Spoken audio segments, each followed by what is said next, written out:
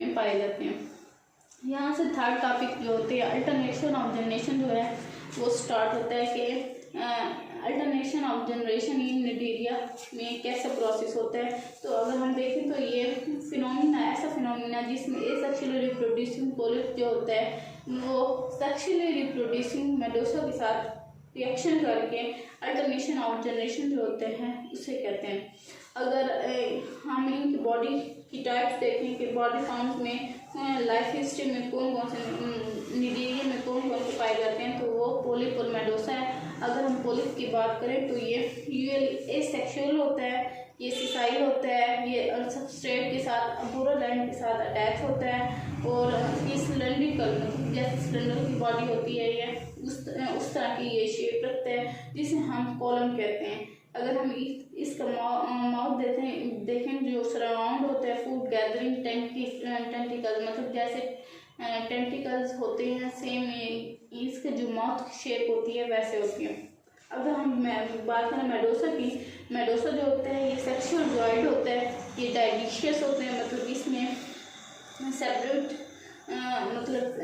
Separate पाए जाते हैं मेल और फीमेल जो होते हैं। अगर हम देखेंगे फ्री स्विमिंग कर सकते हैं। इसकी शेप को देखें तो उल्टा प्याला नहीं होता, वैसे मतलब जैसे कटोरी को हम रख देते हैं उल्टा करके तो वैसे ही इसकी मेडोसा की शेप आती है और इन्वर्टेड बाउल की तरह होता है। इनके अगर हम टेंटिकल्स की बात करें तो वो इसके मार्जिन पर मौजूद होते हैं। जो माउथ ओपनिंग होती है वो सेंट्रल फेस डाउनवर्ड होता है इसलिए वो माउथ जो होता है वो भी नीचे की तरफ होता है। मेडोसा जो होता है स्विमिंग या पल्सेटिंग काम जो होता है बॉडी वाल में वो करते हैं। मिजोजिले जो होते हैं वो इनमें अबेंडेंट होते हैं, पोलिप में ये कम पाए जाते हैं। अगर हम देखें मेडोसा जो होते हैं जेली-लाइक कंटेंसी, ये जेलीफिश होते हैं या उसकी तरह की ये शेप रखते हैं। अगर हम सेक्सुअल रिप्रोडक्शन की बात करें तो सेक्सुअल रिप्रोडक्शन में फर्स्ट स्टेप जो होता है मेटीरियल का वो ये डाइडिशियस होते हैं और releasing of gametes and fertilization जो होते हैं स्पर्म जो एग रिलीज करते हैं गैस्ट्रोवेस्कुलर कैविटी से या आउटसाइड ऑफ द बॉडी होते हैं। एग जो होते हैं रिटेन करते हैं पेरेंट में आफ्टर फर्टिलाइजेशन मतलब फर्टिलाइजेशन के बाद तक भी वो पेरेंट जो होते हैं उनमें ही रहते हैं। अगर हम देखें तो इनमें प्लानोला लार्वा पाए जाते हैं। ब्लास्टोला जो होते हैं ये अर्ली डेवलपमेंट में और या माइग्रेशन ऑफ सर्विस में to the interior fills the embryo with the cells that will eventually form the gastrodermis. अगर हम इसकी एम्ब्रियो की बात करें तो सिलिएटेड होता है, फ्री स्विमिंग लार्वा जो होता है वो प्रोड्यूस होता है जिसे हम प्लानोला भी कहते हैं जो कि अटैच करता है सबस्ट्रेट के साथ इंटीरियर सेल स्पिल्ड करता है और गैस्ट्रोवेस्कुलर कैविटी बनाते हैं। ये यंग होता है और डेवलप करता है। Medusa nearly always form budding from the body wall of the polyp other polyp की बडिंग के जरिए स्टार्ट होते हैं और जो ये अदर पोलिप जो होते हैं वो भी बडिंग से बर्ड जो होते हैं डिटैच हो जाते हैं पोलिप से और ये रिमेन अटैच या कुछ जो होते हैं वो पोलिप के साथ अटैच रहते हैं या कंट्रीब्यूट करते हैं कॉलोनी ऑफ न्यूक्लियर मतलब कॉलोनी स्ट्रक्चर बनाते हैं। अगर हम अल्टरनेशन ऑफ जनरेशन की बात करें तो ये पोलिप है जो कि सिलेंड्रिकल टाइप स्ट्रक्चर होता है। यहाँ पे इसमें ये टेंटिकल्स मौजूद हैं जो कि बडिंग के अमल से एसेक्सुअल रिप्रोडक्शन हो रही होती है। ये मेडोसा बंदर मेडोसा के अगर हम शेप देखें इन्वर्टेड बॉल की तरह है और ये इसका यहाँ पे मतलब माउथ यहाँ पे आता है जिससे एग और स्पर्म रिलीज होते हैं। फर्टिलाइजेशन का अमल होता है, जाइगोट बनता है, जाइगोट से ब्लास्टोला होता है, ब्लास्टोला से प्लानोला जो है प्लानोला लार्वा रिलीज होता है जो कि आगे पोलिप या मेडोसा जो होते हैं वो बनाते हैं या प्लेन बॉडी जो होती है इनकी वो बनाते हैं। अगर हम मेंटेनेंस फंक्शन निडेरिया की बात करें तो फर्स्ट ऑफ ऑल न्यूट्रिशन आ जाता है कि इनमें न्यूट्रिशन का अमल कैसे होता है। तो गैस्ट्रोडर्मिस ऑफ निडेरियन लाइन जो होती है एंडिंग गैस्ट्रो कैविटी के साथ अटैच होती हैं। उसके अगर हम कैविटी के रोल्स देखें तो उनमें digestion exchange of respiratory gases आ जाता है, मेटाबॉलिक वेस्ट आ जाता है, डिस्चार्ज ऑफ गेमेट्स आ जाता है, food, digestion, weights and reproduction के जो स्टेजेस होते हैं वो सारे इसमें गैस्ट्रोवेस्कुलर कैविटी के थ्रू हो रही होती है या माउथ के थ्रू हो रही होती है। अगर हम फूड एंड फीडिंग का अमल देखें तो फूड एंड फीडिंग जो होती है ये मीडियन जो में स्मॉल जो दूसरे आर्थ्रोपोडा होते हैं उनको मुश्तमिल होती है। ये स्मॉल फिश को भी मतलब कंज्यूम कर लेते हैं। इनमें न्यूट्रिसिस्ट होती हैं जो टैकल करते हैं एंड पैरालाइज कर देते हैं और उसके बाद जो कंट्रैक्टाइल सेल जो होते हैं वो उनको टेंटिकल्स को शॉर्टन कर देते हैं और प्रे को बॉडी के अंदर ले जाते हैं। अगर हम डाइजेशन की बात करें कि डाइजेशन का जो अमल है वो कैसे होता है, डाइजेशन का अमल में इनमें फूड जो होती है गैस्ट्रोवेस्कुलर कैविटी में इंटर हो जाती है। फिर गैस्ट्रोवेस्कुलर डर्मल ग्लैंड जो होते हैं वो सक्रीट करते हैं लुब्रिकेटिंग म्यूकस एंजाइम जो होते हैं, म्यूकस और एंजाइम जो होते हैं और फूड को सूप लाइक स्ट्रक्चर जो होती है उसमें कन्वर्ट कर देते हैं। फिर उसके बाद गैस्ट्रोडर्मल सेल जो होते हैं वो मौजूद होते हैं जिनमें न्यूट्रेटिव मस्कुलर सेल जो होते हैं वो पाए जाते हैं। फैगोसाइट कर देते हैं पार्शली, फिर डाइजेस्ट करते हैं फूड को, इनकॉर्पोरेट करते हैं और फूड वैक्यूल में लेके जाते हैं।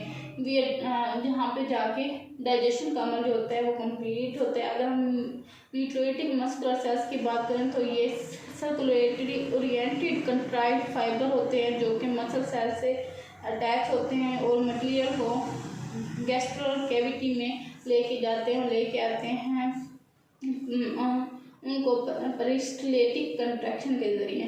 अगर हम पेरिस्टलेसिस की बात करें तो उसके दौरान रिंग लाइक कंट्रैक्शन जो होती है वो बॉडी में मूव होती रहती है और वो पुशिंग करती है बॉडी को और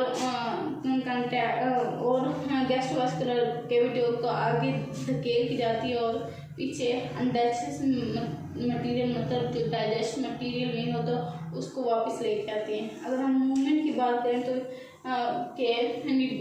नीडेरियन मूवमेंट कैसे होती है तो इनमें हाइड्रोस्टेटिक स्केलेटन जो होता है वो पाया जाता है। हाइड्रोस्टेटिक स्केलेटन जो होता है फ्लेक्सिबल स्केलेटन होता है जो उसको सपोर्ट करता है फ्लूइड कलेक्शन के साथ, मतलब उनमें पानी जो होता है वो मेन होता है।